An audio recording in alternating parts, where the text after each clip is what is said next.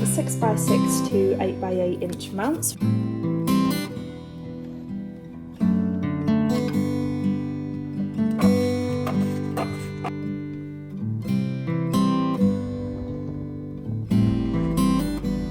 It's the morning of the craft fair and we're here now, ready to set up.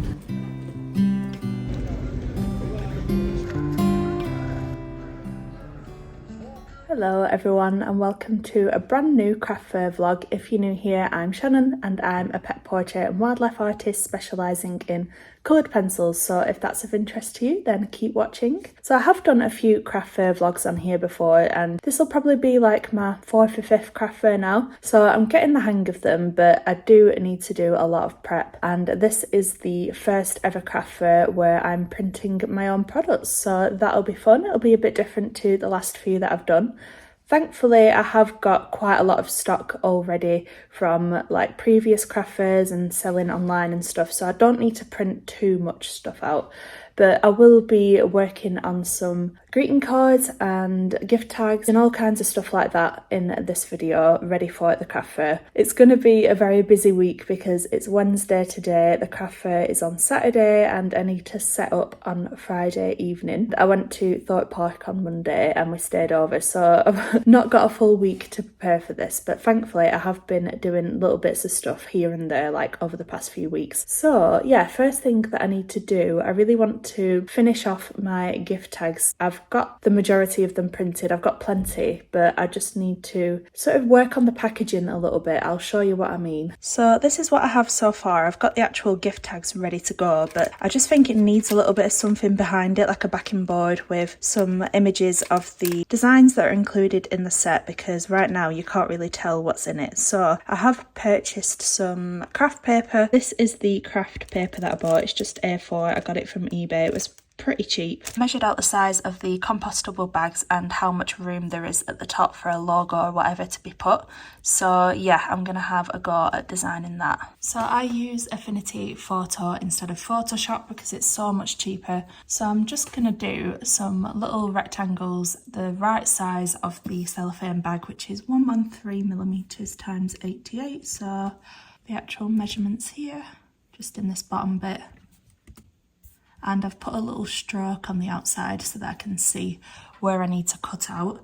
So that should be the right size, and the top 30mm is where I want to put my logo or any information. So do another one, 88 by 30.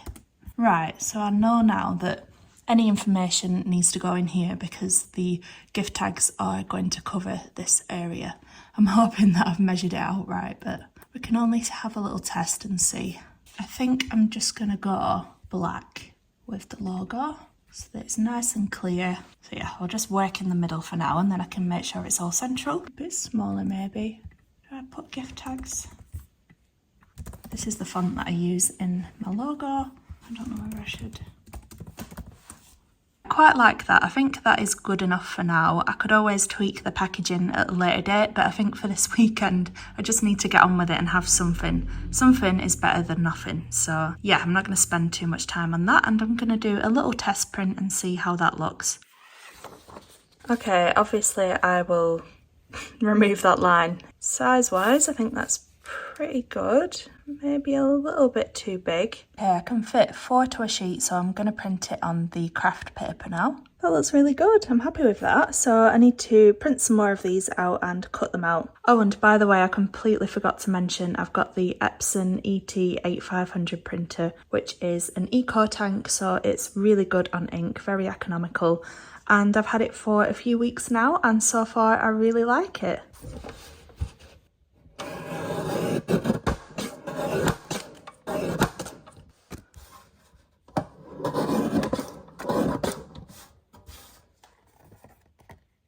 I think that looks pretty good considering I just did that in like 5-10 minutes. I'm pretty happy with that. So now I'm going to get on with designing some of the backing pieces of the designs just to show which ones they are.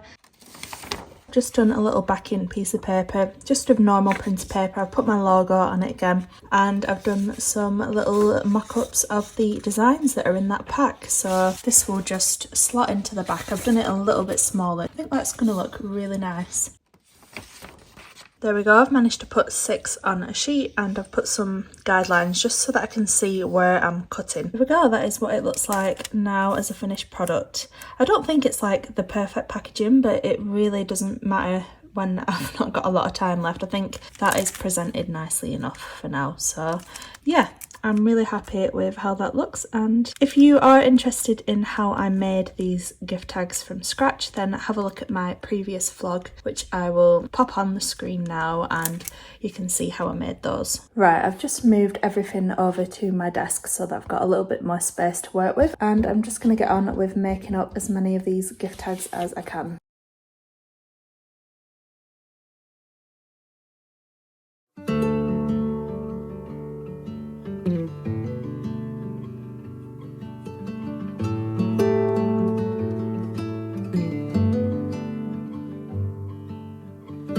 That felt like it took absolutely ages, but it was more setting up the printouts for the designs. But anyway, now I've got those forever, so I don't need to do that again. I'm also going to work... Ooh, gosh. I'm also going to work on some packaging for my little blue tip pins that I did a vlog on a little while back. I haven't done anything with them yet, so I thought it'd be nice to take them to the craft fair and try and sell them there. So I'm going to use the craft paper again and just design something similar with a little bit of information, and then stick the pin through the piece of paper. So let's see how this goes. I think something a similar size to this would look really good. I don't know whether to do it a little bit narrower. Yeah, it stands out really nicely against that craft paper, so okay, I think maybe a little bit narrower, even though it doesn't really matter. I just think it would look a little bit better, and I'm going to put a little dot on the design just so then I can make sure I stick them all in the exact right place. That looks pretty good. I'm happy with the size of that, so I'm going to print it out onto the craft paper.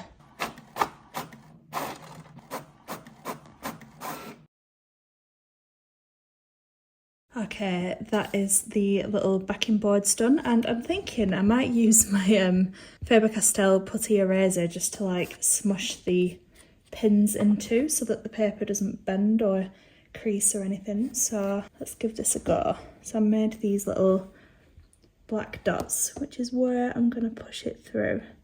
Oh, that was a bit harder than I expected.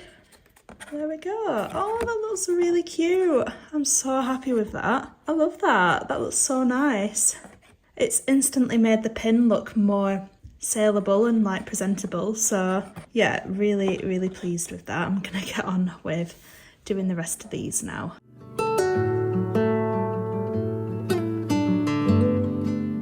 Okay, they are now done, and I also need to make up some bookmarks because this is all I've got at the minute. They're not even finished, so I'll probably get on with doing that. Oh, we've got a very sleepy boy today, haven't we? Good, thank you. You had a nice day? Oh, good.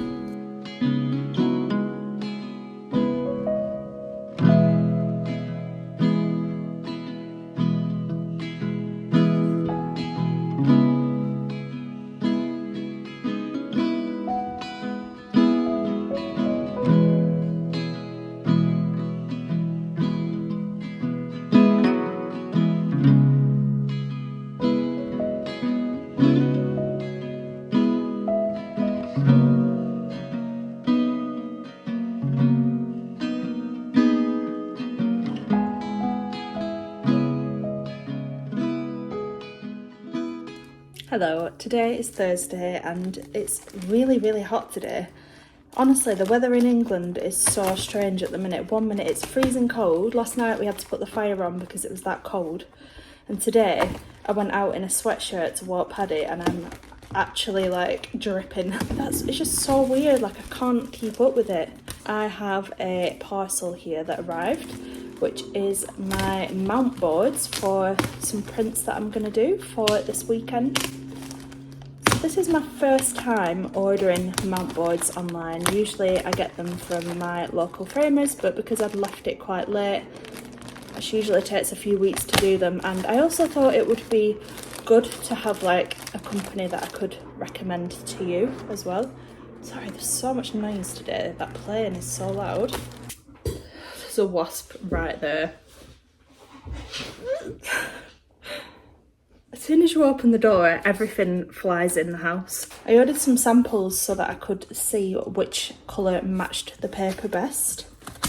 And they were 50p each, and I ordered them a little bit before I ordered the mounts so that I could test it against my paper, and hopefully these will be the perfect match. So I don't know if they deliver internationally, but they deliver to the UK. So I ordered some 6x6 to 8x8 inch mounts for my mini prints that I like to do. 8x11 to 11x14 mounts for some A4, well, pretty much A4 prints. So yes, I need to now get on with printing some prints out so that I can actually mount them and get them ready for the craft fair. So this is what I was talking about when I said I ordered some mount board samples. They're just like little offcuts that you can use to compare the paper colour to the mount colour. And I went with this one, I think, because I liked the smoothness of it. But yeah, it's funny how many different whites and creams there are.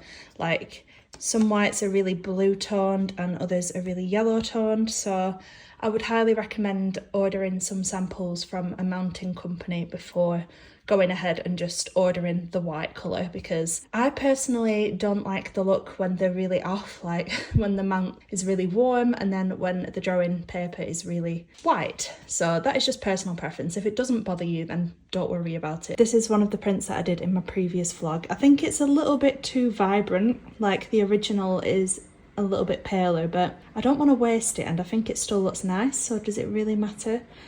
I might just take it with me anyway, but this is how it looks in the mount. I haven't like stuck it down properly yet, but yeah, I'm really happy with how that looks. Honestly, this is just what I need today. I managed to completely mess my signature up on this print, and for some reason it doesn't like you using an eraser on it, so I feel like that is pretty much done for. I've done a couple of test prints for the little 6x6 prints. I like that one better. Made it a little bit brighter and its colours are a little bit more balanced than this one. So yeah, I also made these that I can put in the back of the print just to say the size. I'm going to get on with printing. I managed to fix the printer. I don't know how I did it. I just kept trying. I put a little bit less paper in the rear paper feeder and a little poke around inside, and I don't know why, it seemed to work. So yeah, that's good. I feel a little bit stressed now because of all that, but I'm just going to get on with cutting these out and then I'll show you how I mount my prints. Okay, so I've got the front of the mount face down, so it's like that.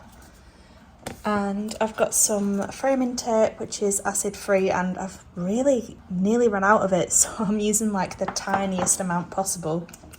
So a little bit, I just put it to the top. I usually just like take the stickiness off a tiny bit, then if I need to move it at all, it doesn't damage the mount or anything. And I add that to all four corners, so these top two bits. Then once that is done, I use double-sided tape, which is here, sellotape, and just cut off some little strips for each side of the mount. So I'll put one at each side. So here, this side. And then it's just a case of taking all the sticky bits off. Then once that is done, I've got a backing board. I pay extra to get the back that goes onto it because I just think it looks a little bit more professional and finished when it has a backing board. Otherwise, if your customer turns the print round, this is what they're going to see. So now I'm going to pop that on, straighten it out, turn it over. Obviously you want to make sure that your artwork is in the right place before you go doing this kind of stuff. Then it's a case of making sure each side is stuck, and that is how it looks once it's finished. So It's got a nice backing board. I'm going to wrap it in cellophane after. But yeah, it just looks a little bit more professional than selling it on its own. But yeah, I'll make sure to link everything that I use down below in the description. Just make sure whatever you get that it's acid free, because otherwise it can damage the artwork over time and nobody wants that. You want to make it last as long as possible. But yeah, I'm going to get on with mounting and printing. So once you've seen this once, it gets very boring. Okay, I have done a load of prints. I'll show you those shortly, but for now I need to scan this in and edit it and all that fun stuff. So yeah, I'm going to do that now, and then at least I've got a digital version of this drawing. So because it's bigger than the scanner, I'm going to have to do it in teeny sections. So start on that corner. I use the Canon Leader 300 scanner, by the way, if you're interested. I'll link it below. So I've done that section, now I'll do a little tiny bit again. Okay, now I've done that side, I'll just turn it around and do the other side. So again, really tiny sections. There we go, that is all sections of the artwork done. Okay, and now this is honestly the best thing ever, it's like magic. So if you've got Affinity Photo, go to File, New Panorama. Then all of those individual scans are all here, so I'm gonna open them. Ditch Panorama. Then it looks a little bit funky and you can see all the different scan lines, but then once you've rendered it, which it does for you, there we go, you can see it's automatically blended the whole thing together and you don't have any of those horrible like lines anymore. So apply, and I usually have to rotate it, so document, rotate. There we go, and that is the whole artwork done in about 5-10 minutes. It's honestly the easiest thing ever. You just have to make sure that you've got loads of really tiny little sections of the drawing, otherwise it does go a little bit funny and it goes like a little bit blurry throughout the artwork. So yeah, I'm gonna edit the colours and see how it's looking, and definitely I'm gonna make some A4 prints out of this one.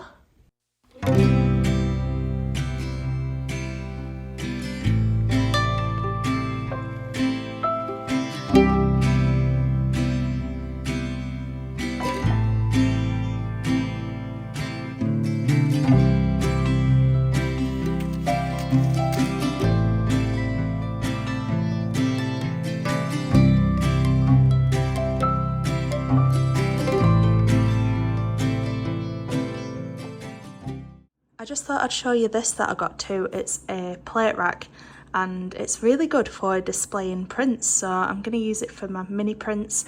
It's the perfect size. I've seen a lot of other people do this and I thought it were a really good idea, so I thought I'd get myself one. I'm also just popping in this little clip to show you all of the mini print designs that I did. I love these, they're so cute. So today is Friday, and last night I spent a bit of time getting all my greeting cards together, counting them, and I've inputted the number that I've got into a spreadsheet just to make it a lot easier for me to manage the stock levels. I've just made a list of everything that I'm taking. I've put the amount of each, how much I'm charging for them, and how much I would make if I sold all of them. And then I've just added it all up, and then all I need to do when I've finished is put how many I actually sold and then how much money I actually made. So yeah, I used to just do everything in a notebook and it just it's just not organised enough for me. I feel like this is going to work a lot better. I've also printed out another couple of designs. So I've got the Kingfisher and the blue tit. I haven't had chance to do all the designs that I want to do, but there's a limit to how much I can actually get done. So I'm going to spend a bit of time just making these cards, packing them all up, and I'm just going to check through everything that I've got, and then I need to take Paddy over to Scott's mum's, look after him, and then I need to set up later on today. So feeling a little bit on edge, but we've got the rest of the day, so hopefully it's fine. I'm not going to have the perfect amount of stock. Who knows how busy it's actually going to be. It's probably going to rain, so I'm just going to do what I can.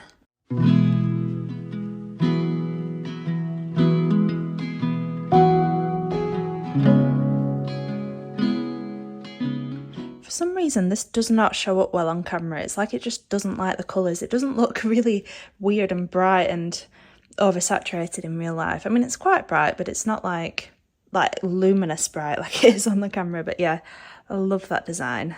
That is so cute. I'm going to do the cold tip that's on the tap from the same piece on a card, but I don't think I'm going to have time for the craft fair. But yeah, that's something that I'm going to aim to do for Etsy and my online shop. But yeah, I love that.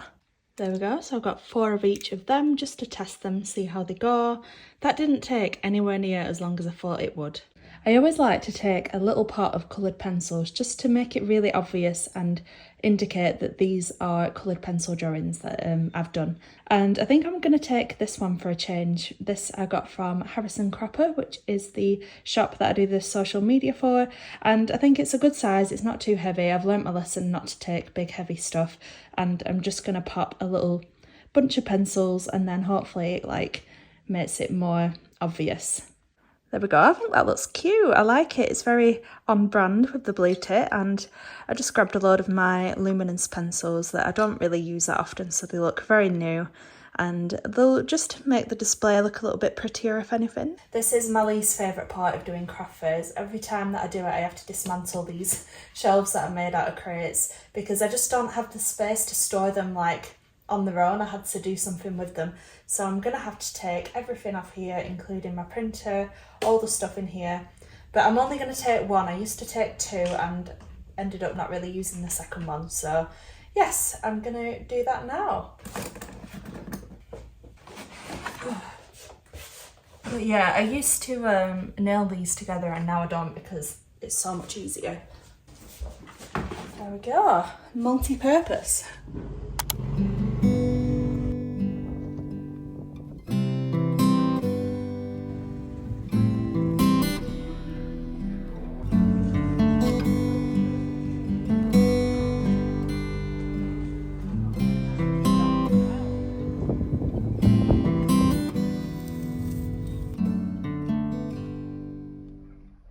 It's the morning of the craft fair and we're here now, ready to set up. Mum's driving. Raining, of course.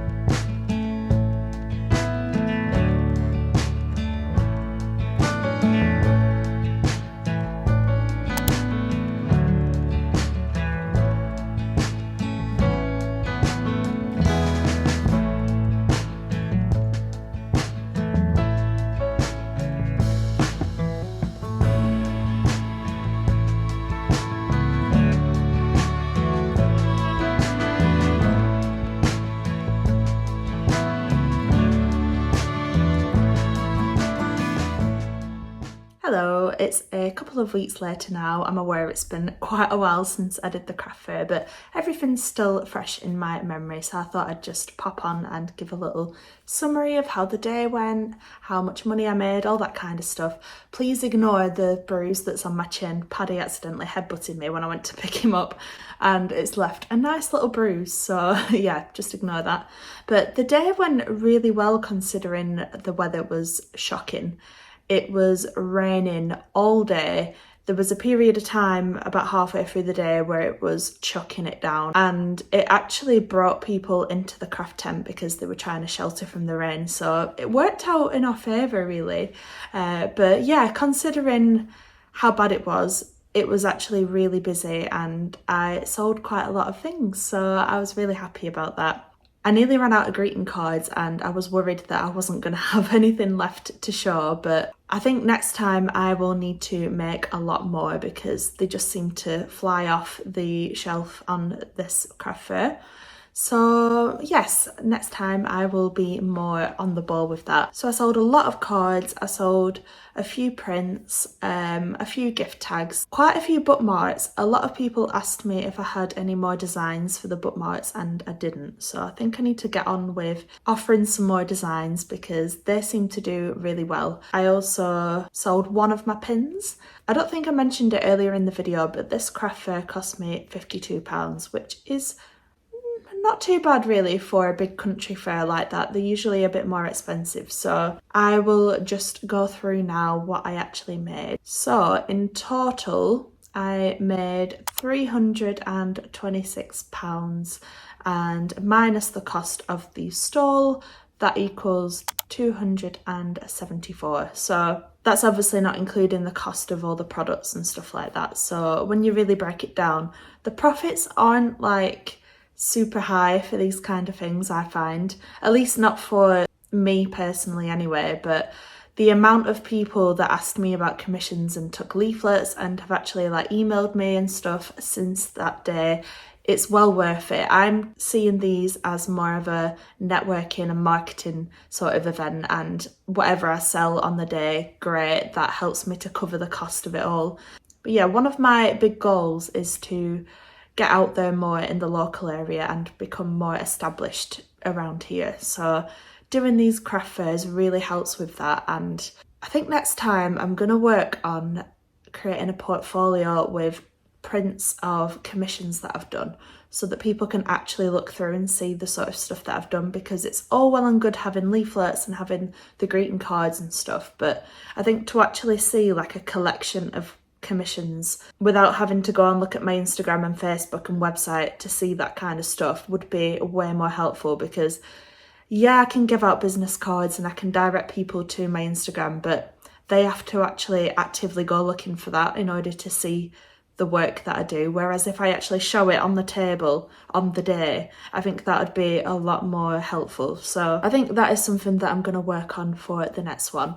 And every time I do something like this, I feel like I learn more and more, and I feel like I become more experienced and I'm a bit more clued up on what I'm doing. I'm not just winging it. So yeah, if you're doing your first craft fair and you feel completely lost and unsure what you're doing, that's totally normal. I felt like that too, and it's only through doing a few of them that I've actually sort of got a bit of an idea what I'm doing.